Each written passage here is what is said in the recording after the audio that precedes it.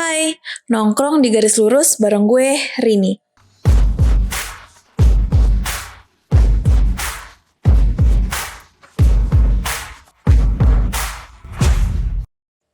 Siapa di sini yang udah nonton Ice Cold Jessica Myrna? Bener-bener deh gue setelah nonton dokumenter ini, semua pertanyaan dan kecurigaan yang dulunya ada di kepala gue, satu persatu mulai terjawab. Soalnya kan kasus ini ya, sangat populer banget di tahun 2016. Sampai semua persidangannya itu ditampilin tuh di stasiun TV. Ada kali ya 32 kali persidangan yang ditampilkan di stasiun TV. Ya di sini gue nggak ngajak kalian untuk berdebat ya. Kalau dulu sih terus terang gue pernah di satu titik yang mencurigai Jessica banget nih. Jujur ya, sejak pengacara Jessica itu berganti ke Bapak Otto, dan mulailah gue pada saat itu ngerasa ini sidang ada sedikit keanehan gitu. Nah, seingat gue di tahun 2016 itu yang tadinya orang-orang mayoritas yakin bahwa Jessica adalah pembunuhnya, dan sejak pengacaranya berganti jadi pada terpecah tuh ada dua kubu. Ada yang percaya Jessica yang bersalah dan ada juga yang ngerasa kayaknya bukan Jessica deh pelakunya. Gue inget banget ketika putusan udah dijatuhi oleh hakim. Ketika itu hakim udah ketok palu. Ada sebagian orang yang bersorak senang. Dan ketika itu gue malah ngerasa kayak, seriously? Hah, ini beneran? Sumpah di situ gue bingung banget. Heran. Semuanya bercampur aduk deh rasanya. Karena gue masih belum yakin kalau Jessica itu adalah pembunuhnya. Sekarang kita bahas ya. Lo pada tahu kan kalau pasal yang dijatuhkan kepada Jessica itu adalah pasal 340 KUHP tentang pembunuhan berencana. Itu nggak main-main loh tuntutannya. Dan di sini kenapa gue nggak yakin? Karena gue nggak ngeliat sisi merencanakannya tuh di bagian mananya gitu. Jadi kalau nggak salah gue dalam sidangnya itu yang mereka maksud perencanaan itu karena si Jessica ini datang duluan, pesan kopi duluan, dan duduk di situ duluan sebelum Hani dan Myrna datang. Jessica dianggap menaruh cyanida di situ sebelum Myrna datang. Oke, kita coba runtut lagi ke kronologi kejadian berdasarkan CCTV. Ini gue ambil dari beritanya Antara News. Ini pemberitaan tahun 2016 pada saat kasusnya sedang berlangsung. Betul ya? Jessica datang lebih awal, di 15.30 awal. Kalian tahu nggak kenapa?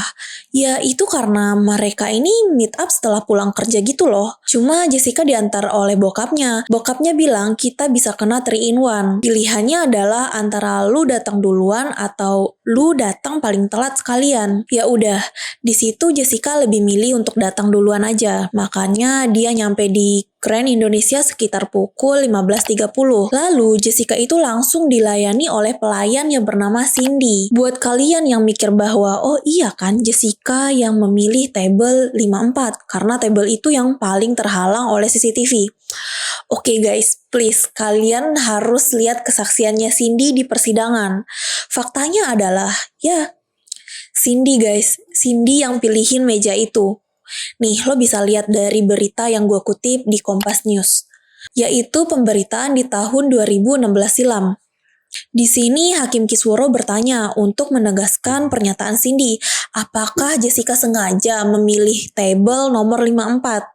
Cindy pun menjawab bahwa Jessica memilih karena hanya meja 54 yang sesuai dengan pesanan Jessica. Yang artinya apa? Ya, Jessica nggak benar-benar memilih table karena yang tersedia cuma table 54. Dalam keterangan Jessica pada saat sidang, dia bilang, I need table for 4. Resepsionisnya nanya, yang no smoking apa smoking area? Jessica pun jawab no smoking. Nah, si Cindy juga nanya lagi nih, oke mau kursi yang biasa aja atau sofa?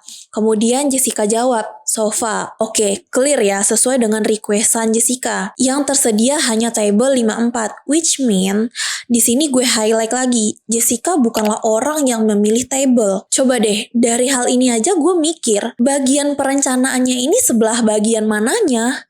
Kayak ya cuma insiden aja gak sih? Ya karena ya udah lu dapet aja itu meja 54 gitu loh. Oke, balik lagi nih ke kronologi saat memesan table. Jessica itu di 15.32 sempat keluar dari cafe Olivier. Kenapa? Asal kalian tahu ya, di persidangan juga dimunculkan alat bukti chat mereka bahwa Jessica sempat nanya ke Myrna dan teman-temannya yang lain kalau mereka bakal datang jam berapa. Di dalam chat itu Myrna jawab, gue rasa sekitar jam 4-an gue nyampe di sana. Terus Jessica keluar buat beliin gift lah ke teman-temannya. Kayak yang dia lakuin itu menurut gue ya normal-normal aja. Soalnya kalau gue di posisinya Jessica, gue bakal keluar dari cafe setelah memesan tempat.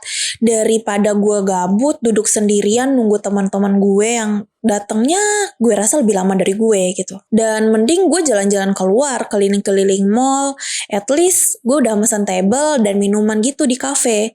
Jadi kalau gue udah balik ke cafe itu lagi, ya gue gak perlu nunggu-nungguin banget lah minumannya. Nah, kalian lihat Jessica balik lagi di jam berapa?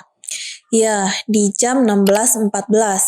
Jessica datang untuk kedua kalinya. Nah, logikanya adalah gue pun akan melakukan hal yang sama ketika gue tahu temen gue akan datang di jam 4. Gue jalan-jalan dulu dan gue akan balik lagi ya jam 4 lewatan lah. Dengan harapan temen gue ini udah nyampe duluan. Karena kan di pesan chat itu Myrna bilang bakalan tiba jam 4-an. Coba deh, bagian perencananya itu di sebelah mananya? Kalau dia benar-benar niat untuk merencanakan ingin menaruh racun sianida ke dalam minuman, sedangkan dia tahu Myrna akan datang di jam 4, which mean dia bakal duduk di tempat itu mempersiapkan segala hal sebelum si Myrna ini datang, ya nggak sih? Terus ada lagi yang mikir gini nih, kenapa cuma Myrna yang dibeliin kopi duluan? Yang lain kenapa nggak dibeliin juga? Oke guys, di persidangan ini juga dikasih lihat bukti chat grup kalau Jessica itu nanya ke semua. Jessica itu nanya ke Hani, ke Myrna, ke Vera. Semua nggak jawab kecuali Myrna. Nah pada saat itu Myrna bales, dia mesen ice coffee Vietnam. Dia memesan itu karena dia udah pernah nyobain dan katanya dia suka. Oke lanjut di jam 16.24 sampai 16.26. Itu kopi udah disajikan di meja itu. Kalian pikir aja, mungkin nggak Myrna bisa aja datang di jam segitu? Bisa kan? Soalnya Jessica tahu kan Myrna bilang datangnya jam 4-an. Terus apakah Jessica akan tahu Myrna akan sampai di jam 17.17 bareng Hani? I don't think so. Menurut gue begitu bodohnya seorang pembunuh berencana mencoba untuk meracuni korban di rentan waktu yang segini pendeknya. Ketika dia tidak tahu pasti korbannya akan datang jam berapa. Ya, kalau pas dia nunggu tiba-tiba korbannya datang, gimana? Yang membuat gue lebih ragunya lagi adalah kalau pembunuhan berencana itu karena perencanaannya dari segi alat pembunuhannya ini. Ya betul, alat pembunuhnya itu adalah sianida. Itu selama persidangan gak bisa ditemukan. Kayak Jessica belinya di mana, dapatnya di mana. Dan kalaupun pembunuhan berencana, berarti dia harus merencanakan dong. Kayak beli sianidanya, dapat sianidanya di mana. Dan karena dia dari Australia, oke lah belinya gak mungkin lah di Australia. Terus di Indonesia. Nah, di Indonesia belinya di mana? Transaksinya di mana? Dan alat bukti sianida itu dibeli oleh Jessica itu mana? They cannot find it. Bahkan motifnya pun mereka nggak bisa nemuinnya. Lah, apa motifnya? Which is like, lu merencanakan pembunuhan tanpa ada motif itu nggak masuk akal banget menurut gue. Terus ada hal lain yang bikin gue bingung ya. Kenapa hanya Jessica yang dipojokkan? Padahal yang punya kewenangan dan menurut gue porsinya lebih banyak itu adalah Olivier. Tapi di sini gue nggak menuduh Olivier ya, lebih ke penggiringan opininya aja terlalu jelas dan jor-joran ke Jessica-nya. Dan juga yang mulai bikin gue agak males ngikutin persidangannya itu ketika jaksa dan para ahli sibuk membahas kondisi psikisnya Jessica. Kalian tahu kan itu kriminologi UI, Roni Nitibaskara, bilang kalau wajah yang asimetris itu cenderung kurang percaya diri. Jarak mata dan alis Jessica sifatnya pemilih teman dan mengharapkan pertemanan berlangsung lama. Dia sifatnya obsesi dan posesif. Seseorang yang memiliki sifat emosional unstable personality dapat membuat orang tersebut bisa membunuh orang lain bila tidak dapat memiliki seseorang yang diinginkan. Sifat emosional unstable mampu membuat kekerasan. Kalau tidak menyakiti orang lain, ya menyakiti diri sendiri. Ini pas saat saksi ahli menyampaikan keterangannya. Gue udah kayak, aduh, Udah deh, gue kasihan banget lihat Jessica pada saat persidangan itu. Lagian ya, menurut gue yang namanya persidangan itu sibuk atau terfokus ke permasalahan kejadian itu. Ngapain berlama-lama dan berbelit-belit membahas perihal kepribadian Jessica, catatan kriminal Jessica di Australia pada zaman dia masih ABG dulu. Menurut gue ya nggak relevan aja disangkut pautin, sedangkan lie detektornya aja nggak masuk pembahasan. Malah ada ahli yang bilang kalau Jessica ini memiliki dua kepribadian alias kepribadian ganda. Jadi lie detector ini nggak mempan sama Jessica karena dari sana aja udah aneh banget menurut gue. Di sini kan yang kita highlight tentang pasal yang disangkakan ke Jessica itu tentang perencanaan pembunuhan, apalagi dituduhnya ngeracun. Dalam hukum pidana tuh dikenal dengan adanya visum et repertum, yaitu pemeriksaan tubuh manusia baik yang masih hidup maupun yang mati, dibuat atas dasar pasal 133 Kitab Undang-Undang Hukum Acara Pidana yang isinya dalam hal ini penyidik untuk kepentingan peradilan menangani seseorang baik luka, keracunan, ataupun mati yang diduga karena peristiwa tindak pidana. Ia berwenang mengajukan permintaan keterangan ahli kepada ahli kedokteran, kehakiman, atau dokter dan ahli lainnya. Visum et repertum ini telah ditentukan sebagai alat bukti yang sah. Visum et repertum ini tuh bertujuan untuk menentukan sebab kematian. Bahkan cara kematian dan menentukan sebab kematian harus dilakukan pemeriksaan terhadap semua organ tubuh, khususnya mengenai kejahatan. Sedangkan yang kita tahu bahwa tubuh Mirna ini tidak dilakukan otopsi secara menyeluruh alias cuma diambil sampel lambungnya aja. Ya seharusnya kan no otopsi no case dong. Kayak kasus Brigadir Joshua aja, itu jasadnya diotopsi semuanya loh lengkap dari otak, paru-paru, semuanya rongga dada diselidiki. Kemudian Dr. Jaya Surya Atmaja juga bilang yang namanya otopsi lengkap itu harus dibuka 3 rongga. Rongga kepala, rongga dada, dan rongga perut.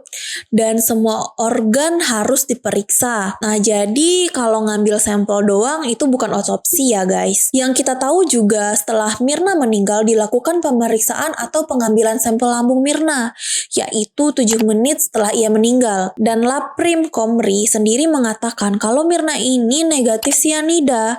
Terus 3 hari kemudian baru ditemukan 0,2 mg sianida. Yang dibesar-besarkan orang ini kan yang 0,2 mg sianida ini sampai ada yang bilang Mirna ini diracun lah. Padahal menurut keterangan saksi ahli Pak Jaja Surya, beliau bilang kalau itu tidak dikatakan mati karena diracun sianida. Soalnya kata beliau sianida ini ada di mana-mana, di rokok, di apel, ya semua itu kan didetoks oleh hati sehingga nggak jadi racun oleh tubuh. Next kita lanjut ke bagian PK, yaitu peninjauan kembali. Mungkin bagi kalian yang berada di pihak Jessica yang meyakini kalau Jessica itu nggak bersalah, pasti pengen Jessica dibebaskan dong. Di sini kalian pasti ada yang bertanya-tanya nih, kasus Jessica ini dulu pernah PK nggak sih? Bisa nggak sih diajukan kembali? Oke, gue jawab ya.